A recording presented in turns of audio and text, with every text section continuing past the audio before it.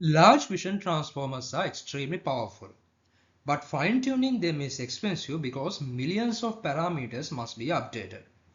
Visual prompt tuning solves this by freezing the model and learning only small prompt embeddings added to the input. However, this concept struggles when the new dataset is very different from the pre-training data.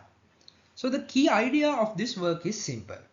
Images contain information in two domains. Spatial domain, which captures shapes and objects, and frequency domain, which captures textures and global patterns. So traditional prompt tuning only learns in spatial space.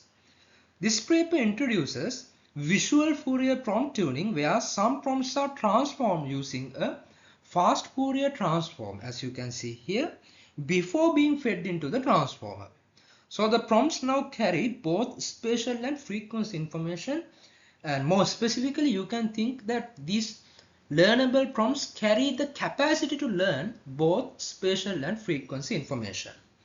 And the backbone model remains completely frozen, as you can see here. The change is minimal, but the effect is important. Frequency prompts help the model adapt better to new data distributions, especially when there is large domain mismatch. Experiments show that VFPT updates less than 1% of parameters, yet often outperforms full fine-tuning and standard prompt tuning. So how does this work? So first, as you can see here, in DFT we are representing a signal as a rotation on the unit circle of the complex plane. So that is the main idea. And so we have these normal visual prompts, but we are going to apply two FFT operations back to back. First, hidden wise FFT, which transforms across feature dimension, and then sequence wise FFT, which transforms across token positions. So this converts prompts into Visual Fourier prompts, meaning they now encode both spatial and frequency information. And this is an example. So as you can see here, this is the matrix, this is the visual prompt we have, and we apply DFT twice, discrete Fourier transform twice.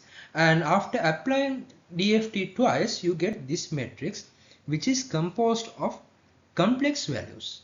But the problem is you cannot directly feed these values to the transformer, since our transformer is trained only on real values. So you extract the real values of these complex values. So as a result, you get this matrix, and now without changing the transformer architecture, you can feed this Visual Fourier prompt into the transformer.